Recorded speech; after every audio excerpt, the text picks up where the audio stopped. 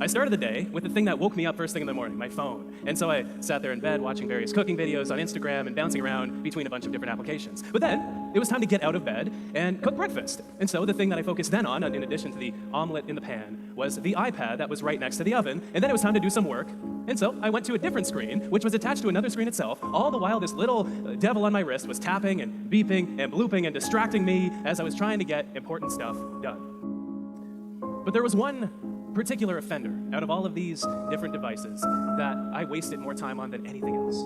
That was this dastardly thing, my phone. I could spend hours on this thing every single day. And so I decided to, essentially, for all intents and purposes, get rid of the thing for a month. As an experiment, I thought I'm gonna live on this thing for just 30 minutes every single day at a maximum. And so this is the amount of time I have for maps. This is the amount of time to call my mother. This is the amount of time that I have for everything that I could possibly want to do, to listen to music, to listen to podcasts. And I observed what happened during this time.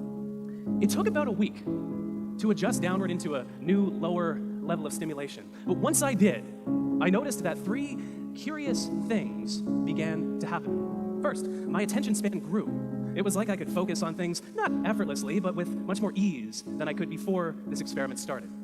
In addition to this, though, as I was going about the world, and especially when my mind wandered a bit, I had more ideas that my mind arrived at. And on top of this, I had more plans and thoughts about the future.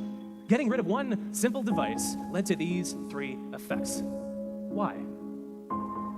Noticing this a few years back led me on this long journey to get to the bottom of what it takes to focus in a world of distraction. How does technology influence our attention and our ability to focus? I want to start with the attention spans that we have.